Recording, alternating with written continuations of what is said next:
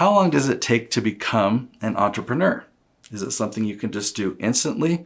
Or should we talk more about how to become a successful entrepreneur? Let's dive right in.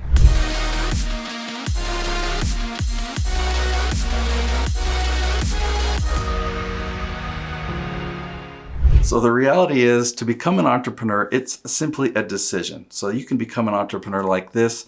You don't even need to quit your job to do that. But the focus of this video is really all the steps and all the things that you can do to be successful as an entrepreneur. Something that I talk a lot about on this channel is the difference between being self-employed and being a business owner.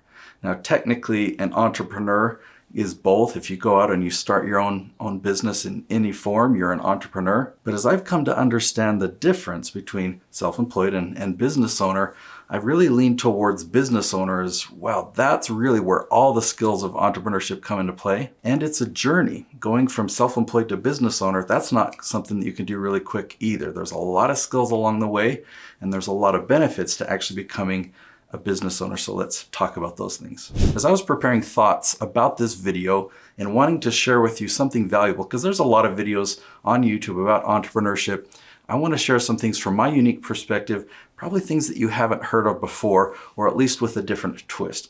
The first one I'm going to talk about, maybe you have heard of before, but I want to talk about sales and just emphasize how important sales is to being a successful entrepreneur. Many years ago, when I started doing sales, I learned a lot of great sales techniques, and they worked. They helped me to sell things.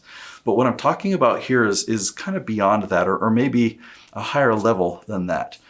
You know me, I love the power of influence for good, and any type of sales, you're influencing them to make a decision. You're influencing them to spend their money, to buy this thing. Well, those of you watching this video, what you sell, you're influencing them to really up-level their life, up-level their business. You're making a real significant impact in their life. So a skill that you need to develop in sales is really this power of influence. Just a sneak peek at my book, A Hero's Guide to Influence on YouTube. So this is all about my YouTube strategy, but I just want to emphasize how important influence is to me. I took 2 years writing that book to teach people how to leverage YouTube to really grow their influence. And when your goal in sales is influence and influencing for good, we need to take a step back and not worry about the dollar amount, not worry about the sale, but really focus on them and what's in their best interest. Like if they are at point A and they're trying to get to point B and they can't get there, they're struggling, and you have a solution to help them get there, then that's an amazing opportunity that you can influence them to make that decision. But ultimately, you're going to influence them because you have the solution to help them get where they want to go. So let's switch gears and talk about another principle that when you first start as an entrepreneur, you probably don't have this yet, and you'll develop it. It takes some practice as you get deeper and deeper into entrepreneurship, as you have more and more trials and experiences, you develop more discipline. And if you've got the stick-to-itness to push through the challenges, to push through the failures and just learn from them and continue to grow, then just by the nature of this process, you're closer and closer to success. I mean, the more that we try, the more that we fail at, the more we actually learn and grow, and we become better equipped to succeed. And tied in with that, I want to talk about money. As an entrepreneur, that's kind of the end goal. It's how we gauge our success. It's a good measuring stick. And as an entrepreneur, we have the opportunity to make a lot more revenue and income. But there's a money wisdom that you just can't get quickly. We might have an amazing month and make more money that month than we ever had before, and yet we've never done that before. And so what we do with it, we're probably going to make a lot of mistakes with that. A colleague of mine and I, we're just having a conversation the other day. There's a gentleman, I won't mention his name. He was a very successful entrepreneur really quickly. I mean, he launched a big company and he sold it for many tens of millions of dollars. And he had this confidence of like, wow, I am a business genius. And so he proposed a project that he was going to put his money in. It involved building a skyscraper and water ski lakes and stuff like that. That never happened. We kind of had a recession. Years later, he started 2 other businesses. Now, these businesses are really fun. I've taken my sons there. We've done some things. I'm trying to leave the details vague so I don't bash this guy. But the economics of these businesses, they aren't doing too well. I think he's lost a lot of his money. Think about stories that we've heard or that you've heard about lottery winners. When people get a lot of money and they don't have that money wisdom or that money discipline, it goes away. They end up going bankrupt. They end up worse off than before they won the lottery. So what I'm proposing is to be really successful as an entrepreneur, you've got to learn this money wisdom. And you get that through making mistakes. If there's something that I could share with you if you're a newer entrepreneur, it's to be a little bit more conservative when you're making decisions around money and big purchases and things like that. So if you're newer to this entrepreneurship journey and you don't feel like you've got this money wisdom yet, just know that it will come. Make decisions, but perhaps be a little bit more conservative when you do.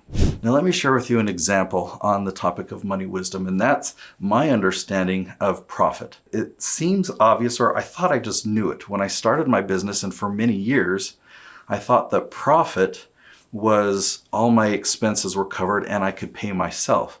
It's like, hey, if I have this business going and it provides me a livelihood, then I've got a profitable business. I've got a successful business. But boy, was I wrong. I went 8.5 years in that type of a definition of profit. And it was only until I actually started paying down my debts and building up my savings that I realized, this is what a profitable business is like. So just to use my hands as an illustration again, if these are all my expenses and the income that I can pay to myself, my profit needs to be above that. So I'll lower my hands a bit. These are all my expenses and my income to myself, and my profit is on top of that. That's what a profitable business is. So if I have a product or a service, I have all the costs. I have, a little bit of margin that can go towards marketing and for overhead, for the cost to run my business and operate it. But then there's also profit on top of that can go into savings. That's a profitable business. Now, there are 3 other skills that I thought would be helpful to mention that as I look back over my 13 years in having my company, they are really helpful now, and I didn't have them in the beginning. So one, I want to talk about just my book, or publishing a book. This is such a valuable tool. I just published this a couple months ago. It took me 2 years to publish this thing. And it's really helping. It's really helping my business in terms of credibility, in terms of people reading it and understanding more about my services, and they have more of a desire to hire me. But what did it take for me to get to a point where I could write and publish a book that I feel is such high quality?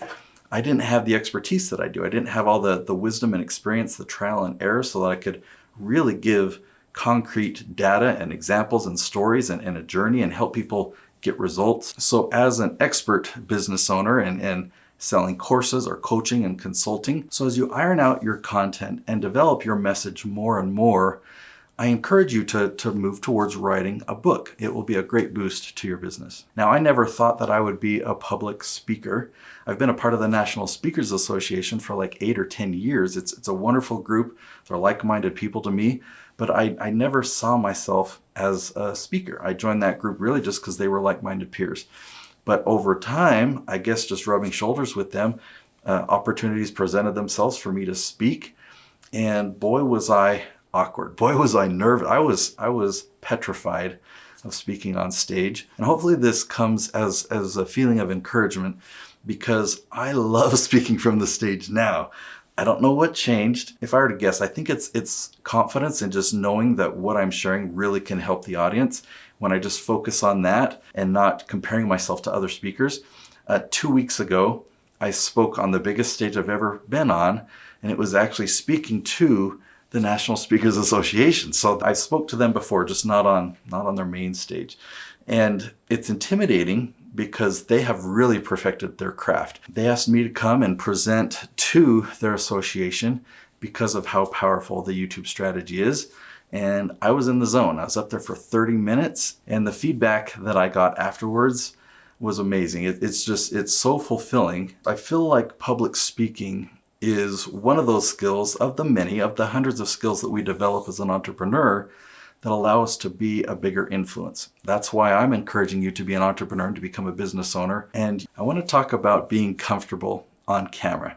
Now, even today, I'm filming 20 episodes today, so a little secret there. This is the first episode that I'm filming, and it takes me a bit to get into the groove. But I'm to a point where I am pretty comfortable on camera now.